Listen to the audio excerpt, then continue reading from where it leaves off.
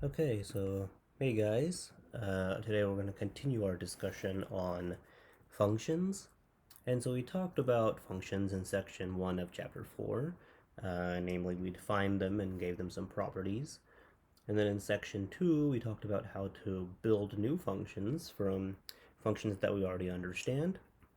In this section we're going to talk about even more kind of interesting functions called surjections and injections. You may have heard them as being onto functions and one-to-one functions. And so the important thing to note here is that when we define a function, the definition is stated in terms of conditions on the first coordinates that appear in a function. But two important properties of functions are defined by requiring additional conditions on the second coordinates that appear in the ordered pairs that appear in a given function. And two of those properties are one-to-one and onto, or surjective and injective. And so we're going to start with surjective. So let's define that quickly. So definition, a function f a to b is onto b, or a surjection,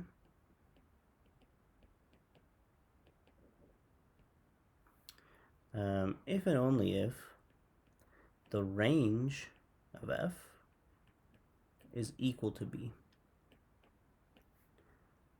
In this case,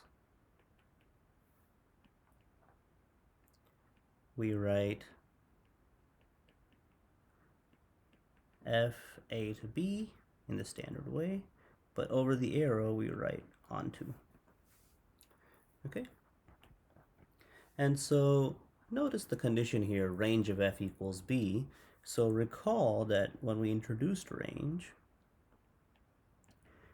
we always said that the range of a function is a subset of b when f is a function that maps a to b. So to show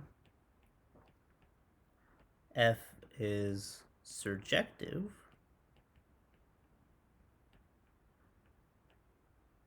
need to show that the codomain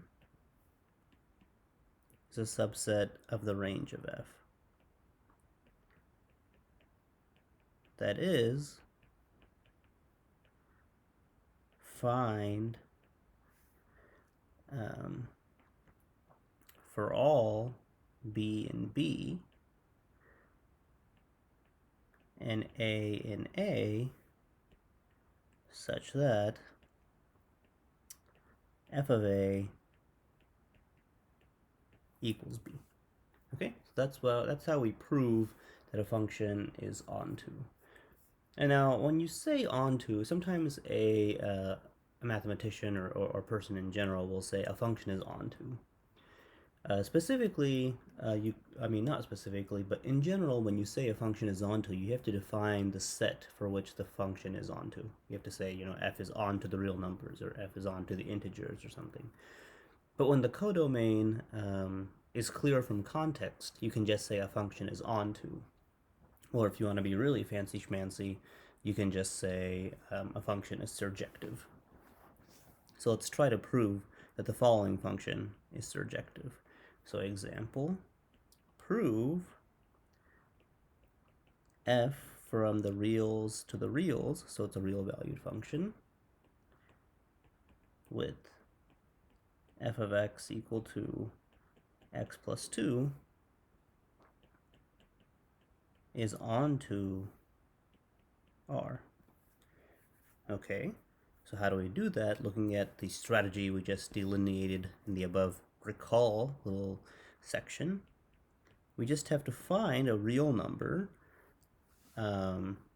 such that when you add 2 to it, you get a number that's in the codomain. So in that spirit, let t be a real number. Want to find, say, s in the real numbers so that f of s equals t.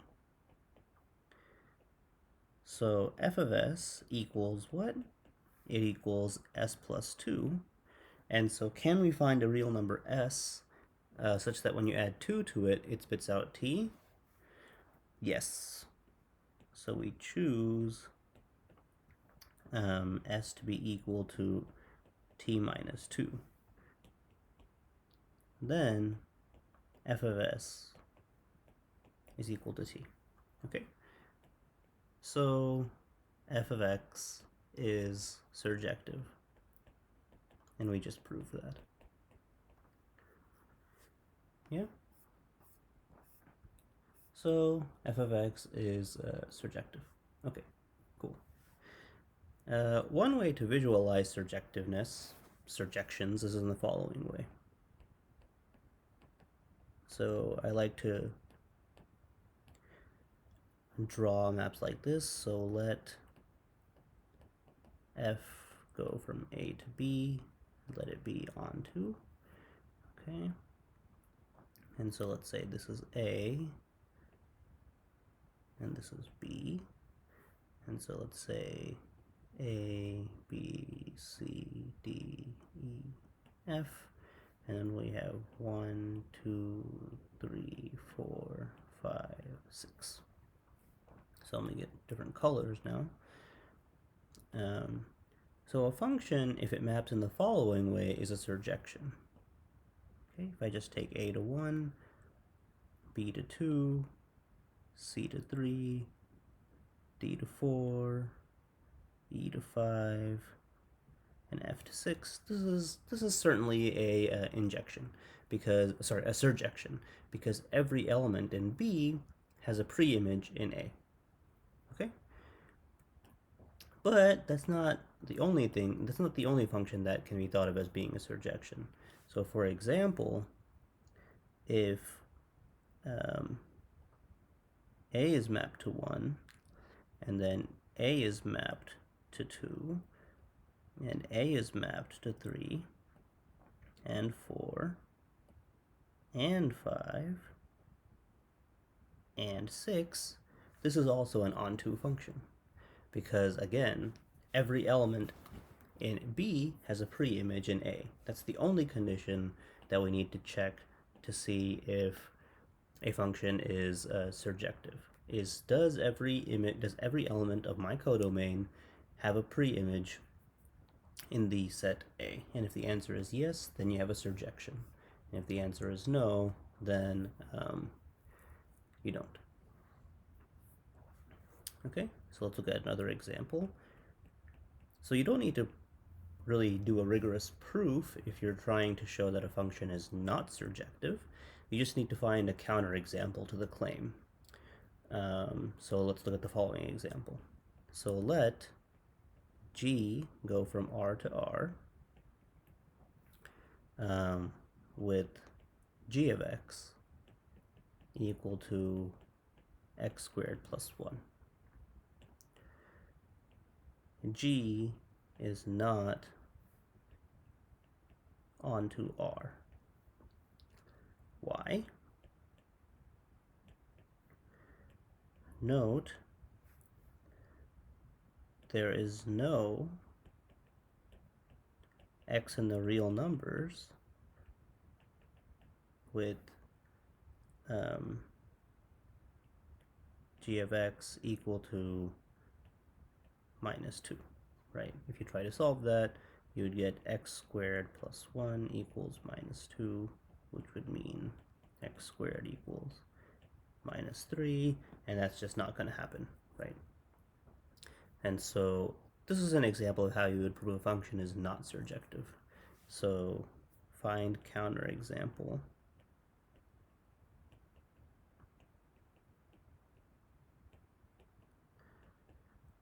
To show a function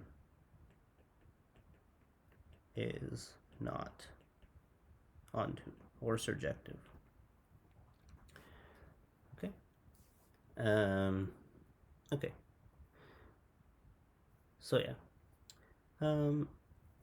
And in the spirit of the blue arrows at the top here, in this top sort of Venn diagram-ish sketch, let's look at the following example.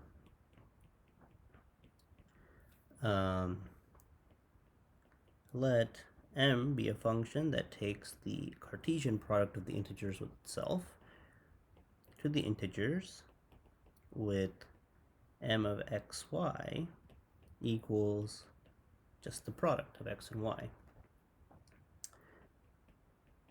This is a surjection.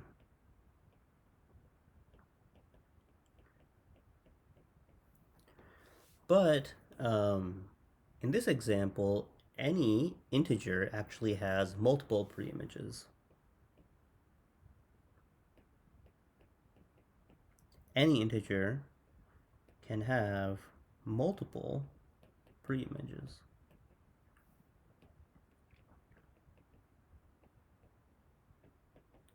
So, for example,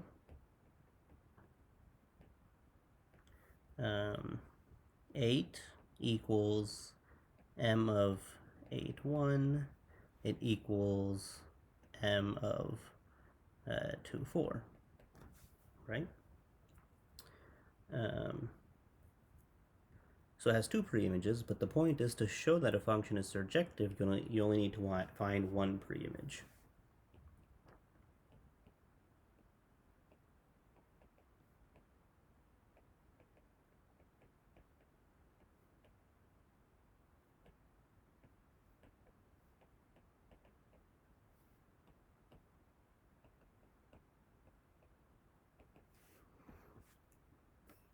Okay. Another important thing to note whenever you're trying to do proofs about surjectiveness or things like this is to make sure that the element you find is to make sure it's in the domain of the function. So, for example, say s is a function that maps the semi-interval negative infinity to 0 to negative 4 to infinity, right? So it's kind of a funky function with s of x equals x squared minus 4. So show s is onto negative 4 to infinity. Okay, so proof. Let w be an element of negative 4 to infinity. Now we have to find an element in negative infinity to 0 such that when you apply s to it, it spits out w. So need to find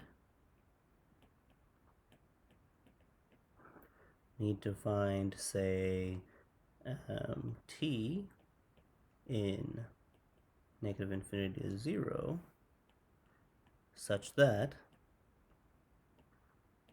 s of t equals w. That is t squared minus 4 equals w.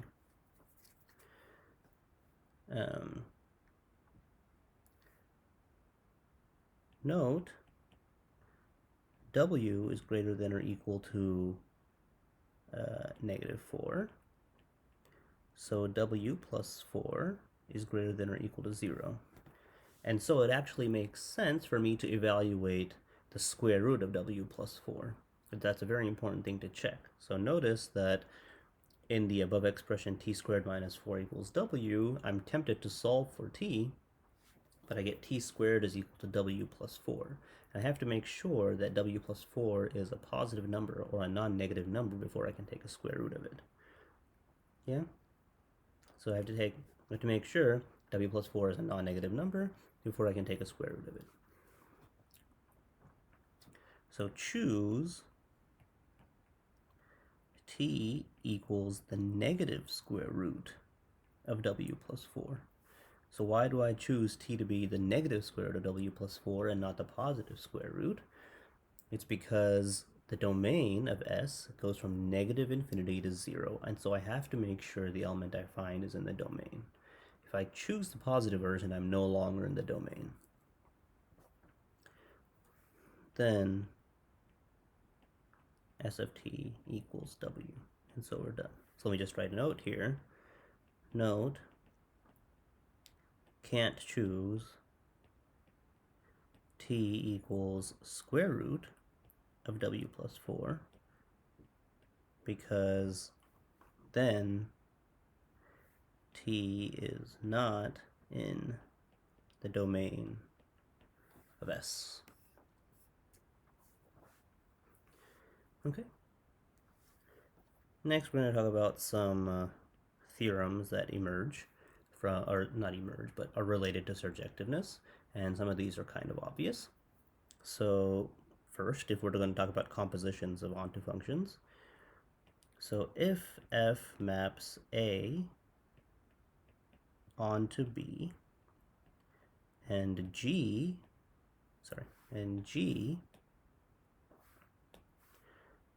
maps B onto C, then G composed with F maps A onto C. And I think this is pretty easy to see, but just think about the proof of it. You just take an element in C, and obviously that element has a preimage in B because G is onto, and then every element in B has a preimage in A by F, and so therefore the composition is onto. A trickier one to think about is the following.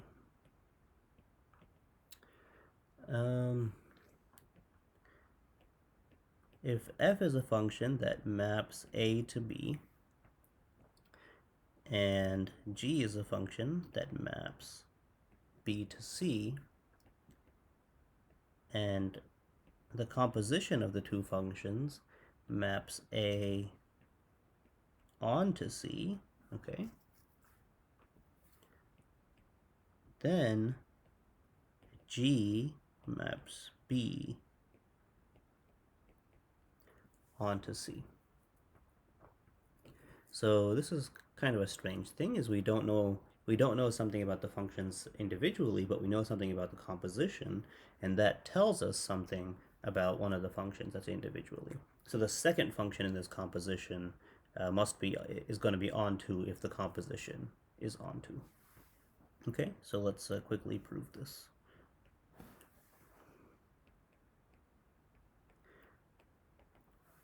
So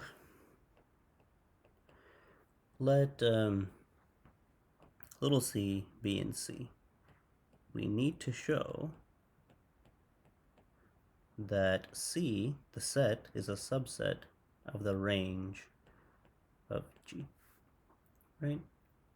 So since G composed with F maps on to C,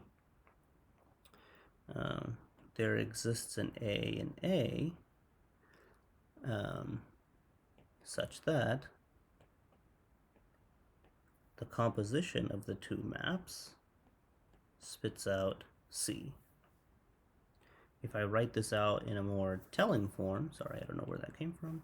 If I write this out in a more telling form, that tells me that G of f of A is equal to C.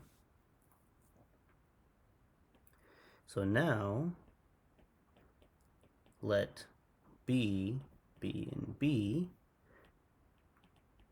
with B equal to f of A. Then G of B equals C.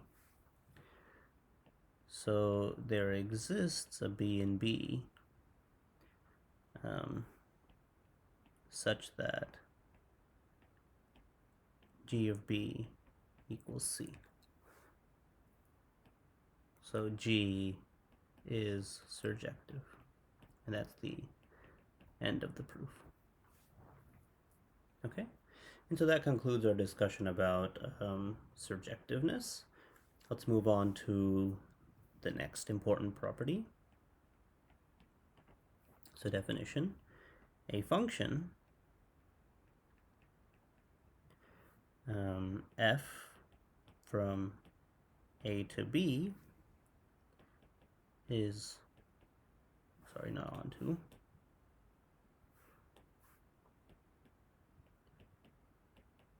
one to one, or an injection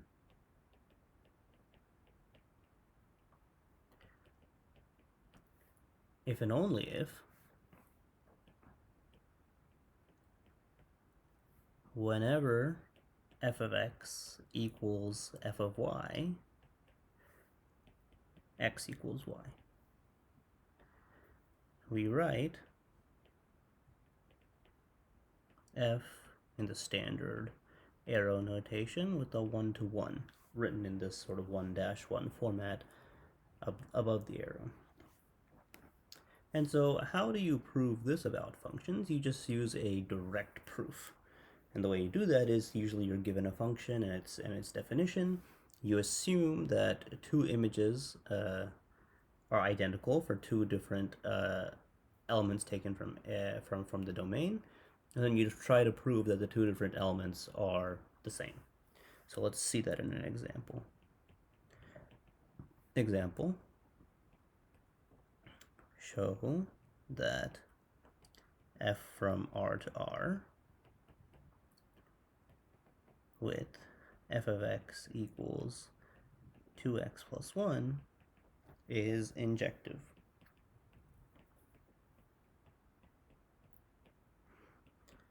So proof,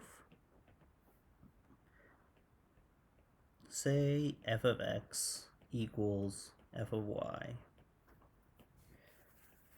Then 2x plus 1 equals 2y plus 1, which means 2x equals 2y, which means x equals y. And so under this mapping, if two elements have the same image, they must be equal, is what this proof says.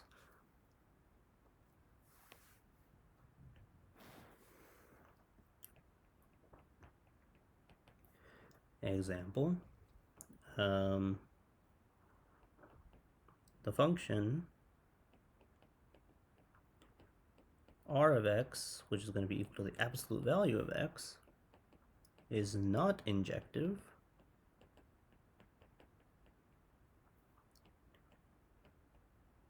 because r of 2 equals 2, which is going to be r of minus 2, but 2 does not equal minus 2.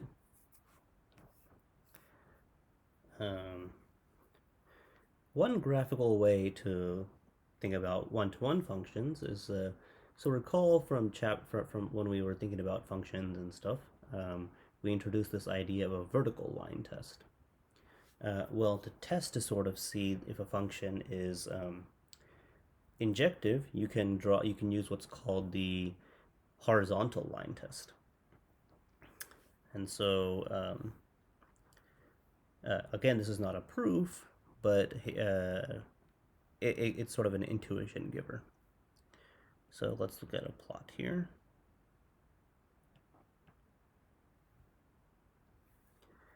And so let me draw a picture of a one-to-one function. So let's say, right? Maybe that's not the best one, but maybe not the best picture. Let's try to figure this out.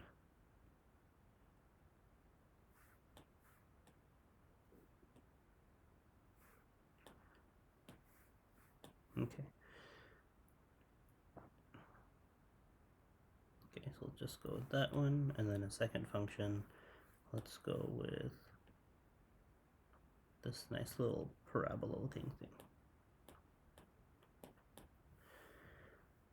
So notice, no matter where I draw a horizontal line, it's going to intersect the red line, the red curve, exactly once. And that's because that curve is 1 to 1. However, for many, many lines that I can draw, it intersects the blue curve at more than one point. So this curve is not injective. And so that's one way to sort of get intuition as to whether a function is injective or not, is to draw a horizontal line test. So this is the horizontal line test schematic.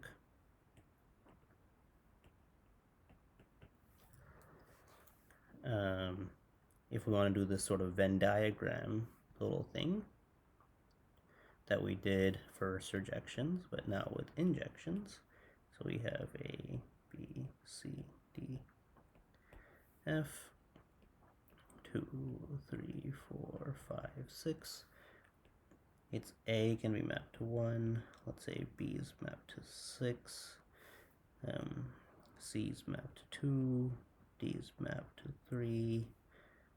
F is mapped to 4. And E is mapped to 5. So the point is that every single element in the domain is mapped to a different element in the range. Yeah. And again, it's not unique. So for example, I can do A to 6, B to 5, C to 4, D to 3, E to 2, and F to 1, and that's still an example of an injection. It just matters that the image of two different elements in the domain cannot be mapped to the same element in the range.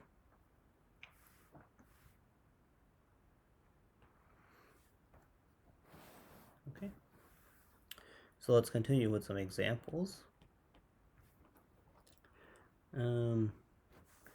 So let f be a function from 0 to infinity to 0 to infinity with f of x equal to x squared. So you might be tempted here to say, oh, this is not a one-to-one function, but before you make such claims, you have to carefully look at the domain and the codomain. So indeed, f is an injection here. All right, so let's prove that. Suppose f of x equals f of y. Then x squared equals y squared.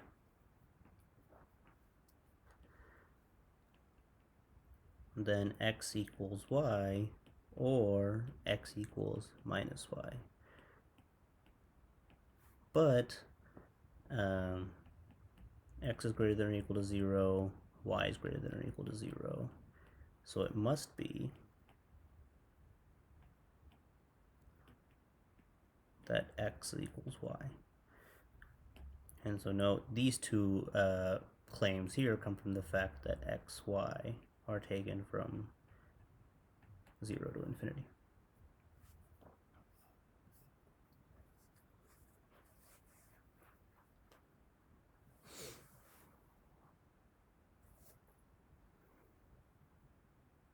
And let's think about this example here. Let g be from r to r. Is g of x equal to 1 over x squared plus 1 injective? No. Because, again, g of 1 equals g of minus 1 equals 1, 1/2.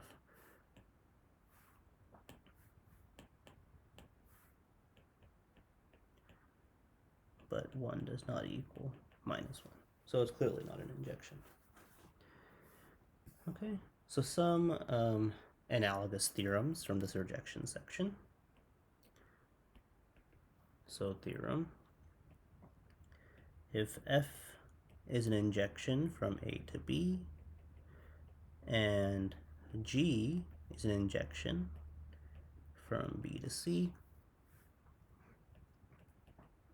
then their composition is also an injection. And I think you can see this quite easily. Just sort of follow the tracks. It just makes sense. This just has to be the case. And now the analogous version. So remember when we did the surjection version of this, we saw that if a composition of two functions was a surjection, then the second function in that composition had to be a surjection. Here we have the following.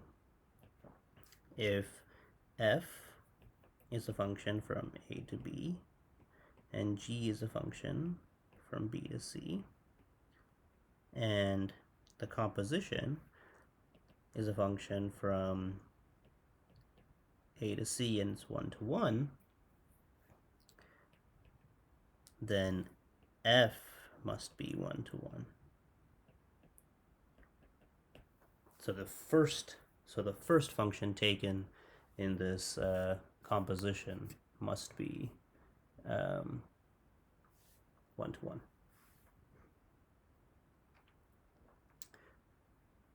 And the proof to do this is quite similar to kind of the things that you may have seen in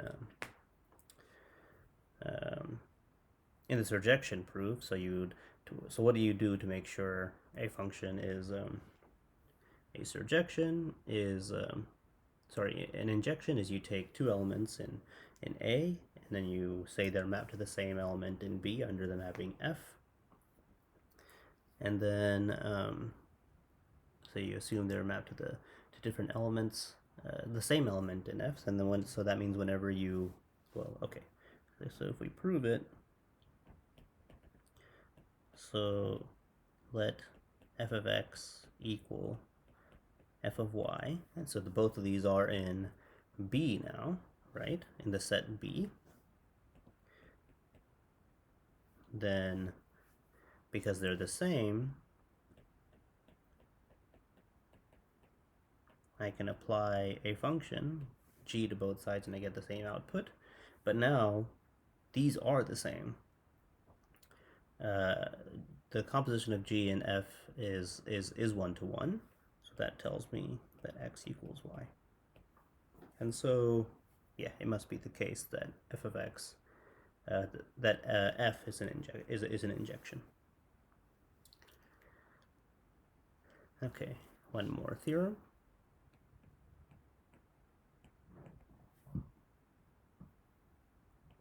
This is a multi-part theorem. A restriction of a 1-to-1 function is 1 to 1. I think that's straightforward. A function does not lose its properties if you reduce its domain on which it's applied. If h is a function from A on to C, g is a function from B on to D, and the intersection of A and B is empty, then the union of h and g, hug, is a function from the union of A and B onto the union of C and D. And lastly, but not leastly, if h is a function from A on to C, sorry, not onto, 1 to 1,